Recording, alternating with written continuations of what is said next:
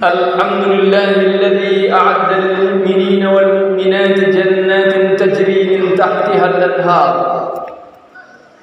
أشهد أن لا إله إلا الله وحده لا شريك له الملك العزيز الغفار القهار، وأشهد أن محمدا عبده ورسوله المصطفى المختار. اللهم صل وسلم وبارك على سيدنا وحبيبنا ومولانا محمد نور الأنوار، وعلى آله الأبرار وأصحابه الأخيار ومن تبعهم بإحسان إلى يوم القرار. أما بعد فيا عباد الله، أوصيكم ونفسي بتقوى الله فقد فاز المتقون. ولقد قال الله تعالى في القرآن الكريم: أعوذ بالله السميع العليم من الشيطان الرجيم، بسم الله الرحمن الرحيم. يا أيها الذين آمنوا اتقوا الله حق تقاته ولا تموتن إلا وأنتم مسلمون. Ma'asyiral muslimin al-hadirin rahimakumullah.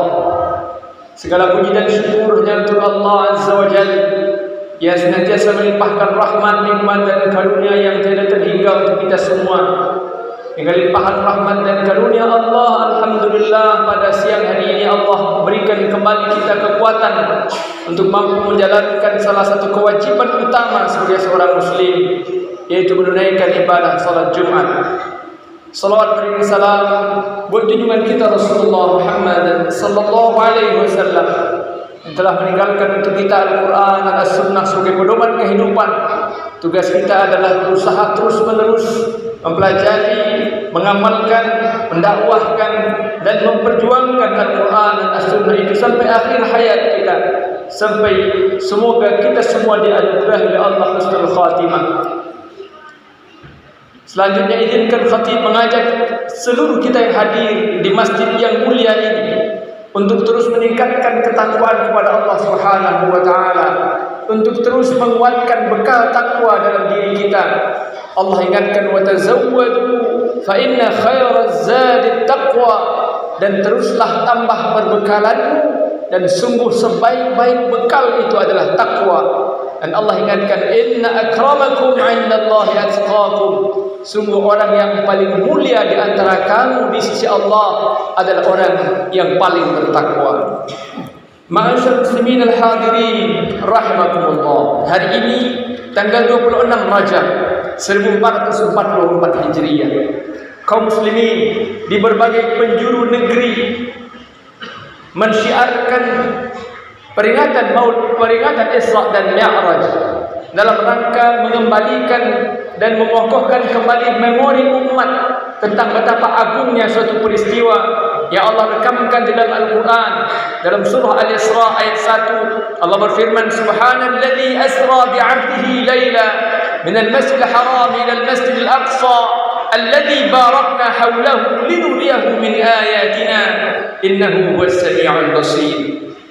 Maha suci Allah yang telah memperjalankan hambanya Muhammad pada suatu malam dari Masjidil Haram ke Masjidil Aqsa yang telah kami berkahi di sekelilingnya, kata Allah, innahu huwas sami'ul basir, sungguh Allah itu maha mendengar lagi maha melihat. Inilah perjalanan agung yang juga menjadi salah satu mukjizat kenabian Rasulullah sallallahu alaihi wasallam. Tidak pernah ada manusia sebelum dan sesudah beliau yang mampu dan diberi kesempatan oleh Allah menjalani sebuah perjalanan agung yang mulia itu. Ada begitu banyak hikmah di balik peristiwa Isra dan Mi'raj. Karena itulah kenapa para ulama menyeru kaum muslimin untuk mensyiarkan agenda ini, mengajak kaum muslimin dimanapun berada agar secara khusus mengadakan majlis untuk mengambil tazkirah, mengambil hikmah, mengambil ibrah, mengambil pelajaran yang banyak. Di antara hikmah dari Isra dan Mi'raj, ma'asyiral muslimin al-hadirin rahimakumullah, adalah bahwa Allah menunjukkan kepada manusia tentang kemahakuasaannya, bahwa tidak ada yang mustahil bila Allah berkehendak. Karena itulah Allah kemudian mengawali ayat tentang Isra ini dengan kata Subhan, maha suci Allah. Perjalanan dari Makkah ke Madinah, apalagi kemudian dilanjutkan sampai ke Sidratul Muntaha, sampai Rasulullah sallallahu alaihi wasallam bertemu dengan Allah adalah suatu perjalanan yang secara logika sangat tidak bisa diterima. Kemampuan akal manusia tidak bisa mencerna bagaimana seorang manusia bisa melakukan perjalanan yang begitu jauh dalam waktu yang begitu singkat. Tetapi tidak ada yang mustahil bagi Allah. Inilah penguatan akidah. Inilah esensi tauhid. Inilah esensi iman yang harus terus ditanamkan dengan berbagai cara ke dalam diri setiap pribadi mukmin. Bahwa orang-orang beriman itu harus betul-betul yakin bahwa Allah ala kulli syai'in qadir. Innallaha ala kulli syai'in qadir. Allah Maha berkuasa atas segala sesuatu. Tidak ada yang mustahil bagi Allah. Karena itulah kita selalu mohon kepada Allah Subhanahu wa taala atas apapun masalah yang kita hadapi. Itu yang kita minta di dalam salat. Iyyaka na'budu wa iyyaka nasta'in. Sungguh hanya semata-mata kepada Engkau ya Allah kami beribadah, dan hanya semata-mata kepada Engkau ya Allah kami minta pertolongan, karena memang tidak ada yang mustahil bagimu. Segala sesuatu mungkin bagimu ya Allah. Innama amruhu idza arada syai'an ay yaqula lahu kun fayakun.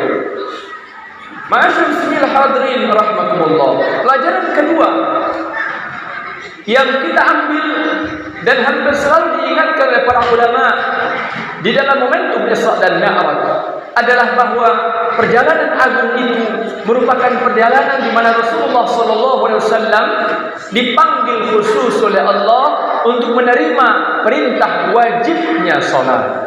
Tidak ada satupun ibadah yang pensyariatannya dilakukan dengan cara Allah panggil Rasul untuk datang khusus menghadap kepada Allah.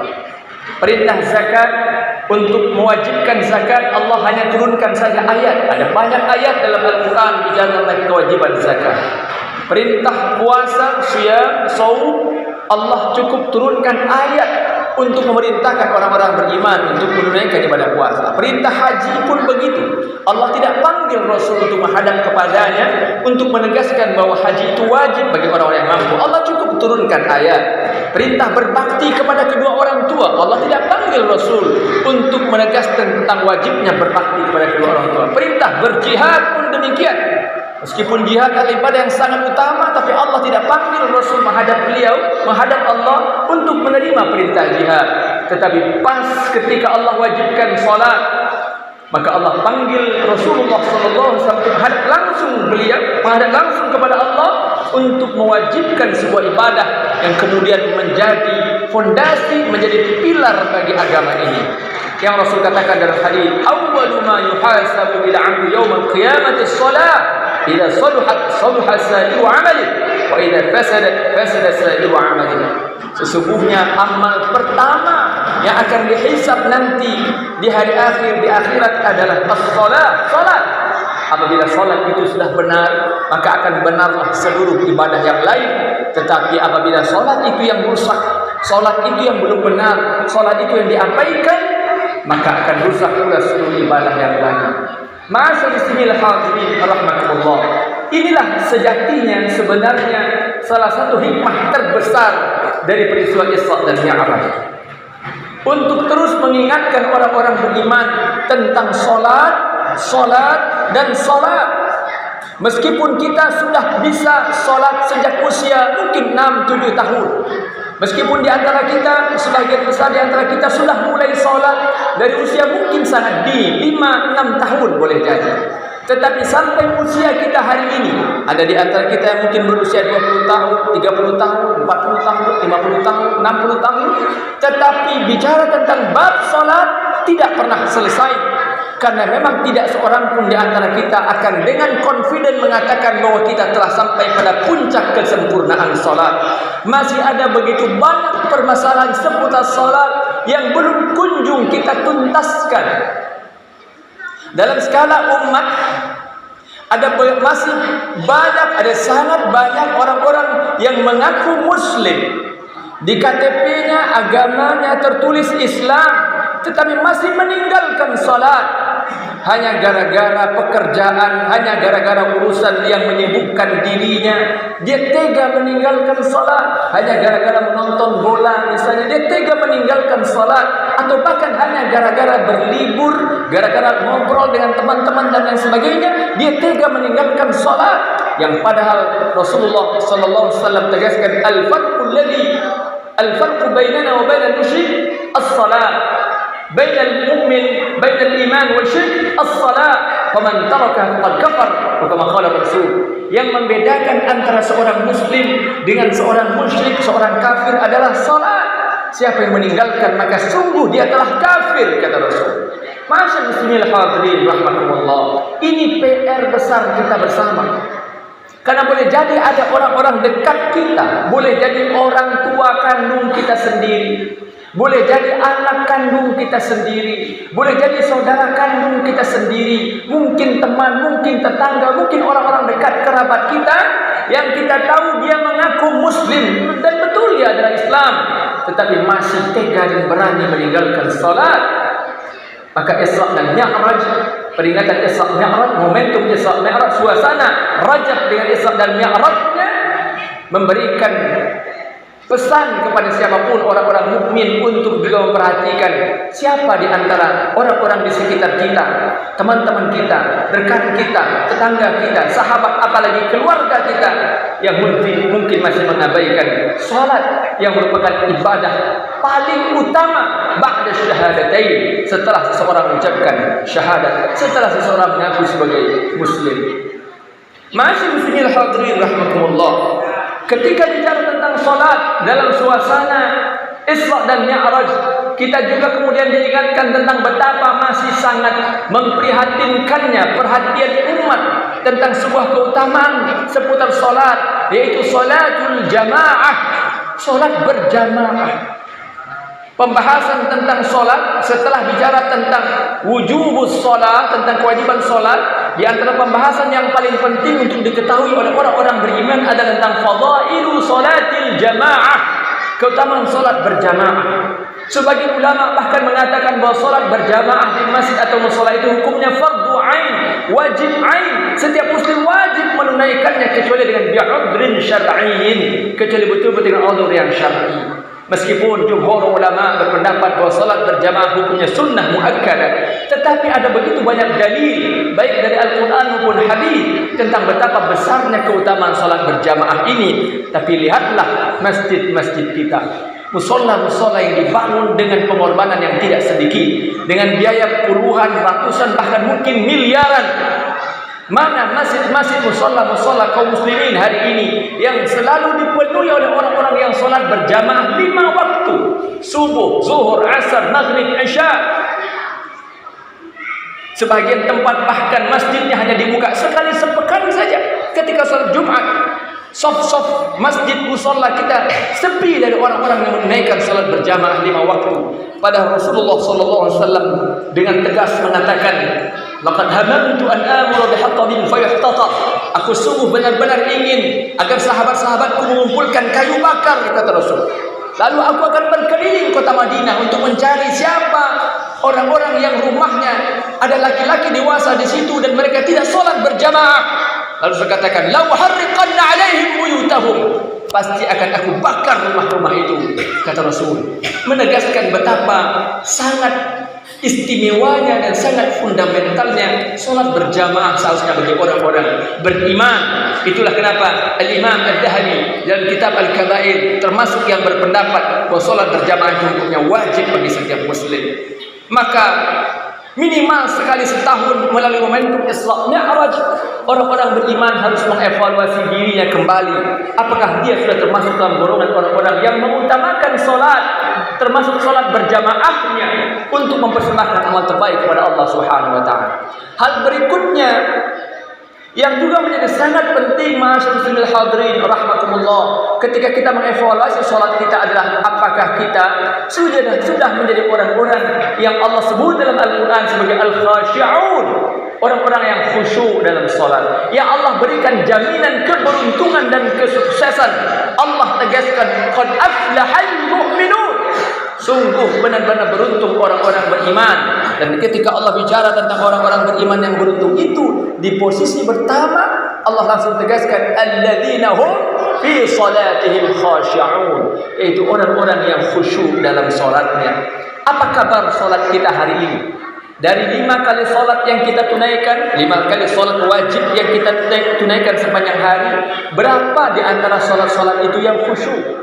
Berapa persen dari salat-salat yang kita tunaikan sudah kita dapatkan kekhusyuan di dalamnya? Sesuatu yang akan menjadi jembatan bagi kita untuk memastikan bahwa salat memang memainkan peran dalam kehidupan. Karena Allah Subhanahu wa taala pastikan bahwa fungsi salat itu adalah untuk membuat seorang manusia betul-betul jadi seorang manusia sejati. Allah katakan, "Innas salata tanha 'anil fahsya'i wal munkar." Sungguh salat itu mencegah dari perbuatan keji dan perbuatan mungkar. Maka bila ada di antara kita bertanya, kenapa ada orang yang salat tapi masih melakukan maksiat? Ada orang yang salat tapi masih korupsi, ada orang yang salat tapi masih makan riba, ada orang yang salat tapi masih durhaka kepada orang tua, ada orang yang salat tapi masih durhaka, masih menzalimi anak dan istrinya, ada orang yang salat tapi masih melakukan perbuatan zalim. Maka di antara jawabannya adalah karena dia belum mendapatkan dan belum memastikan dirinya menjadi bahagian dari orang-orang yang khashi'un minal khashi'in fi salatihim. Barakallahu li wa lakum fil Qur'anil 'azim wa nafa'ani wa iyyakum bima fihi min al-ayati wa dhikril hakim wa taqabbalallahu minni wa minkum tilawatahu innahu huwas sami'ul 'alim. أقول قولي هذا وأستغفر الله العظيم لي ولكم ولسائر المسلمين والمسلمات والمؤمنين والمؤمنات فاستغفروه إنه هو الغفور الرحيم. اللهم صل على سيدنا محمد وعلى آل سيدنا محمد.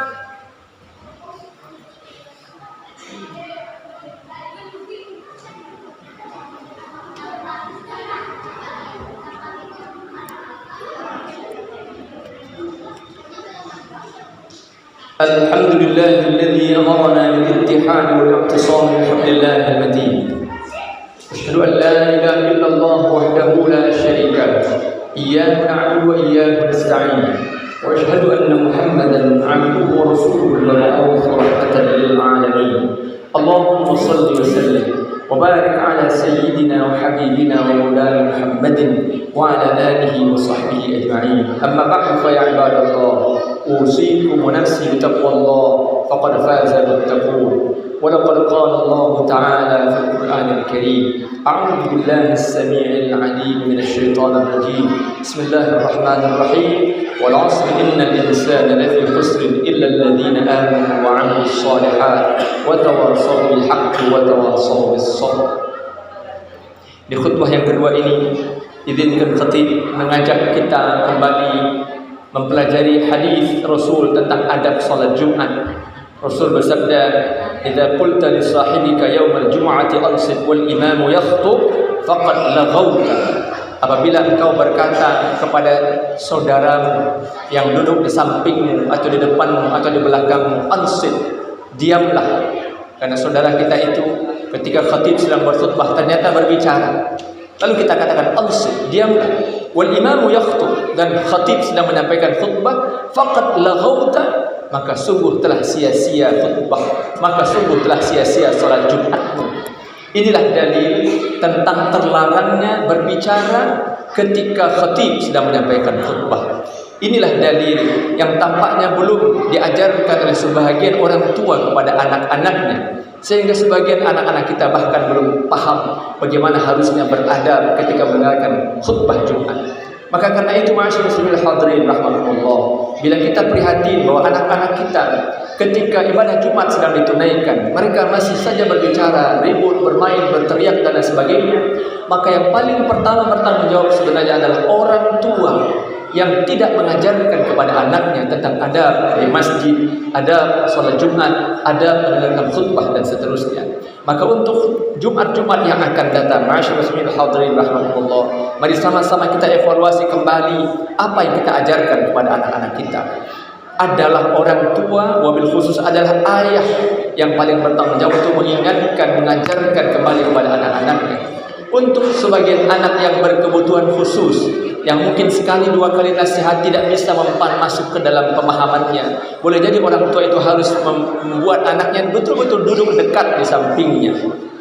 Yang jadi problem kita hari ini, masyaallah hadirin rahmatullah, adalah jarang sekali orang tua yang hadir ke masjid mendampingi anaknya. Anaknya dibiarkan pergi bersama teman-temannya begitu saja, tanpa diawasi, tanpa dikontrol, tanpa dibimbing dengan penuh kesungguhan. Semoga Allah Subhanahu wa taala memberi kita hidayah untuk terus memperbaiki kualitas penghambaan kita kepada Allah Subhanahu wa taala, termasuk bersungguh-sungguh memperbaiki sedikit demi sedikit ibadah kita kepada Allah Subhanahu wa taala. Innallaha wa malaikatahu yusholluna 'alan nabi. Ya ayyuhalladzina amanu shallu 'alaihi wa sallimu taslima. Allahumma shalli 'ala Muhammad wa 'ala ali Muhammad kama shallaita 'ala Ibrahim wa 'ala ali Ibrahim wa barik 'ala Muhammad wa 'ala ali Muhammad kama barakta 'ala Ibrahim wa 'ala ali Ibrahim fil 'alamin innaka Hamidum Majid. Allahumma ighfir lil muslimina wal muslimat wal mu'minina wal mu'minat al ahya'i minhum wal amwat innaka sami'un qaribun mujibud da'awat ya qadi al hajat. Allahumma arina al haqqa haqqan warzuqna ittiba'ahu wa arina al batila batilan warzuqna ijtinabah. Allahumma a'izz al islam wal muslimin wa adhill al shirka wal mushrikeen wa dammir a'da'aka a'da' ad-din واجعل دائرة السوء عليهم يا رب العالمين. ربنا لا تؤاخذنا إن نسينا أو أخطأنا. ربنا ولا تحمل علينا إصرا كما حملته على الذين من قبلنا. ربنا ولا تحملنا ما لا طاقة لنا به. واعف عنا واغفر لنا وارحمنا أنت مولانا فانصرنا على القوم الكافرين. ربنا هب لنا من أزواجنا وذرياتنا قرة أعين واجعلنا للمتقين إماما. ربنا لا تزغ قلوبنا بعد إذ هديتنا وهب لنا من لدنك رحمة إنك أنت الوهاب. ربنا تقبل منا إنك أنت السميع العليم وتب علينا إنك أنت التواب الرحيم. ربنا آتنا في الدنيا حسنة وفي الآخرة حسنة وقنا عذاب النار. وصلى الله على خير خلقه محمد وبارك وسلم. سبحان رب العزة عما يصفون وسلام على المرسلين والحمد لله رب العالمين. عباد الله إن الله يأمر بالعدل والإحسان وإيتاء ذي القربى وينهى عن الفحشاء والمنكر والبغي يعظكم لعلكم تذكرون. فاذكروا الله العظيم يذكركم ولو يستجب لكم ولذكر الله أكبر. أقيموا الصلاة.